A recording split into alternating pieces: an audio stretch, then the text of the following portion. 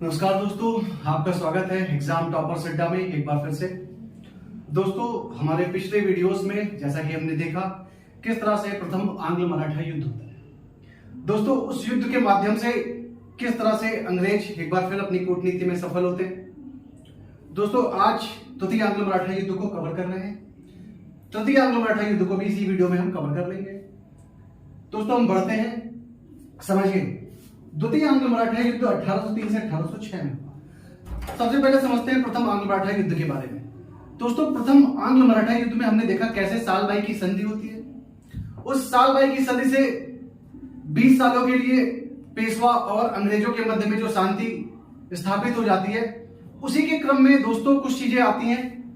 वो देखिए यहाँ पर 1795 में महादजी सिंधिया जो कि प्रमुख मराठा रणनीतिकार थे, उनकी मृत्यु हो जाती है। दोस्तों, 1796 में बाजीराव द्वितीय पेशवा बने। ये बाजीराव द्वितीय ये वही रघुनाथ राव के पुत्र हैं जिनका जिक्र मैंने अपने पिछले वीडियो में किया था। दोस्तों, 1800 में नाना फडणवीस की भी मृत्यु हो जाती है। ये नाना फडणवीस और ये महादजी सिंधिया ये दोनों ऐसे व्यक्तित्व हैं जो एक प्रमुख रणनीतिकार के रूप में उभर कर आते हैं, जो मराठा शासन है उसके प्रमुख रणनीतिकार के रूप में। दोस्तों, हम बात करते हैं कि पूना के पेशवा और ग्वालियर के सिंधिया, ये लोग, ये पूना के पेशवा बाजीराव द्वितीय और दौलत राव सिंधिया, ये दोनों मिलकर जसवंत राव होलकर के भाई की हत्या कर देते हैं। अब इस कहानी को समझते हैं, क्या है ये कहानी। होता यह है कि 1800 में जब नाना फडणवीस की मृत्यु हो जाती है, तो अब बाजीराव द्वितीय जो कि पेशवा बन चुके होते हैं, ये बहुत अनैतिक रूप से शासन करने लगते हैं। अब इनके अनैतिक शासन को देखते हुए जो इनके संगठन में और भी जो क्षेत्र हैं दोस्तों, वो क्षेत्र आपस में एक दूसरे के खिलाफ षड्यंत्र करने लगते हैं। जैसे कि हम देखते हैं हमारे नक्शे में, देखिए क्या है। यहां पर बड़ौदा के गायकवाड़ हैं, यहां पर नागपुर के भोसले हैं, यहां पर जो तुम्हारे ग्वालियर के सिंधिया हैं दोस्तों, यहाँ पर इंदौर के होलकर है और यहाँ पर पुणे में पेशवा बैठे हुए हैं। ये पेशवा जो है ये पूरा संगठन राज्य है। मतलब यहाँ पर अरब सागर से लेकर बंगाल की खाड़ी तक किस प्रकार ये फैल चुके हैं एक बड़ी शक्ति के रूप में। लेकिन इनकी शक्ति काफी कमजोर भी हो गई है सालबाई की संधि के माध्यम से। अंग्रेज प्रभुसत्ता में और भी अपनी पकड़ मजबूत कर चुके हैं। तो दोस्तों, यहाँ पर हम देखते हैं कि ये पूना के पेशवा जो है ये किस प्रकार सिंधिया से मिलकर इंदौर के होलकर उनके भाई की हत्या करवाते हैं। क्यों?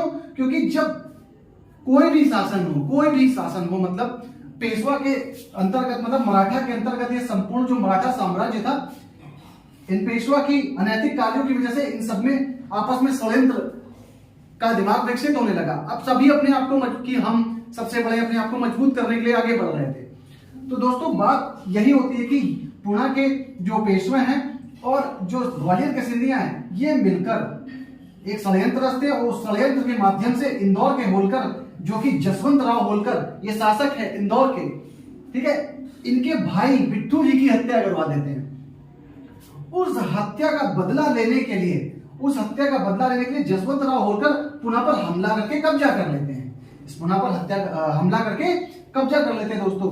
उसके बाद अब हुआ क्या, अब भाई पेशवा जो पुणे के पेशवा हैं और सिंधिया, इन लोगों ने मिलकर होलकर पर हमला कर दिया, ठीक है। तो ये जो पेशवा है मतलब बाजीराव जो है ये बाजीराव अब जाएंगे कहां, ये वापस फिर अंग्रेजों के पास चले जाते हैं जो कि यहां बंगाल में बैठे हुए हैं।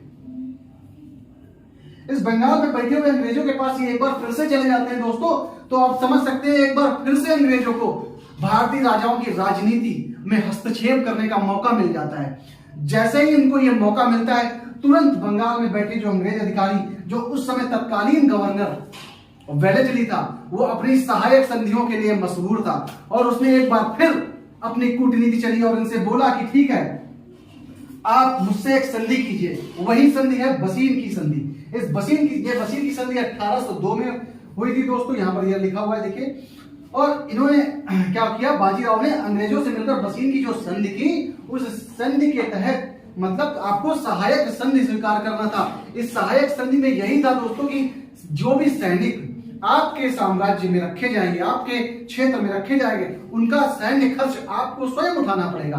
तो यहां पर अब तो इनके पास कुछ है नहीं, बाजीराव द्वितीय के पास। तो दोस्तों जब बाजीराव द्वितीय के पास कुछ है नहीं, क्या करेंगे वो, क्या करेंगे, अपने अंतर्गत जो भी इनके साम्राज्य के अंतर्गत क्षेत्र हैं वो उनको देना पड़ेगा।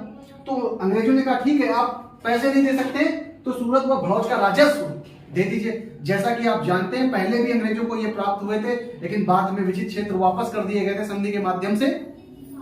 तो होता यही है कि सहायक संधि को स्वीकार कर लेते हैं बाजीराव द्वितीय, और बाजीराव द्वितीय जब इसको स्वीकार कर लेते हैं, ये बात सिंधिया को जब पता चलती है तो सिंधिया घबरा जाते हैं और वो तुरंत होलकर, माफ कीजिएगा, भोसले के साथ मिल जाते हैं, नागपुर के भोसले के साथ मिल जाते हैं और कहते हैं कि अब समय आ गया है, हमको पुणे पर आक्रमण करके उस पर कब्जा करना चाहिए। अब जैसे ही पुणे पर आक्रमण करते हैं तो मतलब पुणे पर आक्रमण करने का मतलब बाजीराव पे हमला, और बाजीराव पे हमला का मतलब करने का मतलब अंग्रेजों पर हमला, और अंग्रेजों पर जब दोस्तों हमला होता है तो होलकर, यहां पर आपको दिख रहा होगा होलकर, ये H for Holkar, S for Scindia, B for Bhosale, ये भोसले और सिंधिया मिलकर हमला करते हैं। लेकिन कुछ समय बाद होलकर भी इसमें शामिल हो जाते हैं। ये तीनों मिलकर जब हमला करते हैं 1803 में, यही द्वितीय आंग्ल मराठा युद्ध है दोस्तों। इसी युद्ध में हार हो जाती है किसकी, इनके त्रिगुट की हार हो जाती है, और 3 संधियां होती है।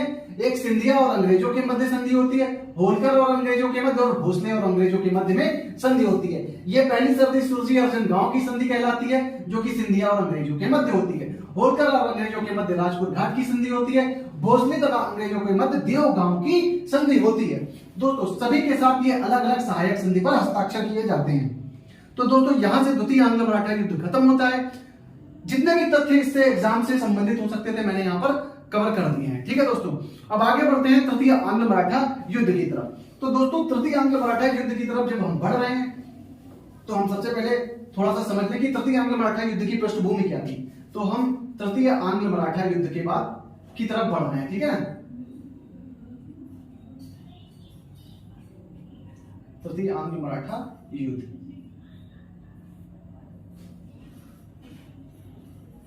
1817 से 1800, ये युद्ध केवल 1 वर्ष चला दोस्तों। क्या थी इसकी पृष्ठभूमि, ये समझिए। क्या होता है कि सूरत और भड़ौच का जो राजस्व मिल जाता है, सूरत और भड़ौच का जो राजस्व मिल जाता है अंग्रेजों को, तो इतने वर्षों में मतलब तब तक शांति व्यवस्था तो रही। इस संधि के माध्यम से बाजीराव अंग्रेजों को समझने लगा धीरे धीरे, बाजीराव द्वितीय अंग्रेजों को धीरे धीरे समझने लगा।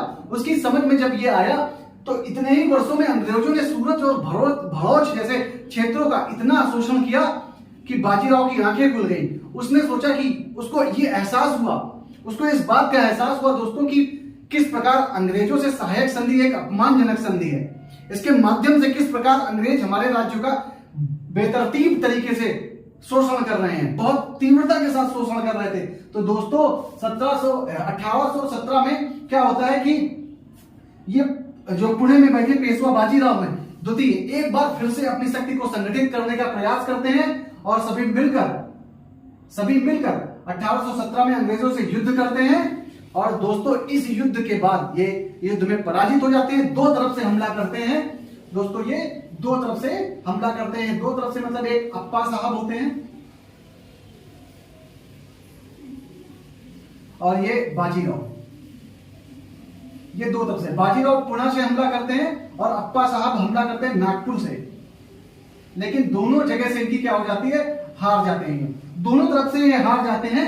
फिर अंग्रेज इस बार इस हार से इस बात को समझ चुके होते हैं कि अब पेशवा के पद को समाप्त करना ही पड़ेगा।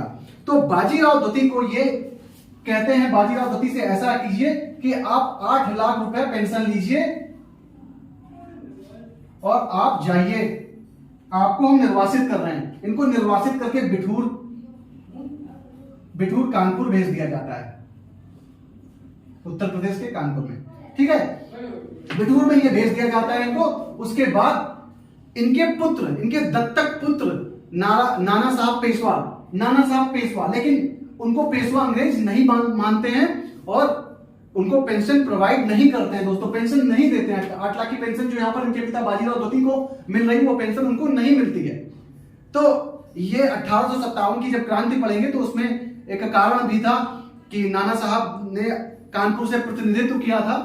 तो ये बात हम 1857 के कुछ जो विषय जो वस्तु होगी उसमें समझेंगे इस बात को, लेकिन यहाँ पर फिर जो नाना साहब पेशवा होते हैं उनको पेंशन नहीं मिलती है, ठीक है। तो ये बात याद रखिएगा। और जो बाजीराव, ये जो बाजीराव द्वितीय हैं, यही अंतिम पेशवा होते हैं, अंतिम पेशवा।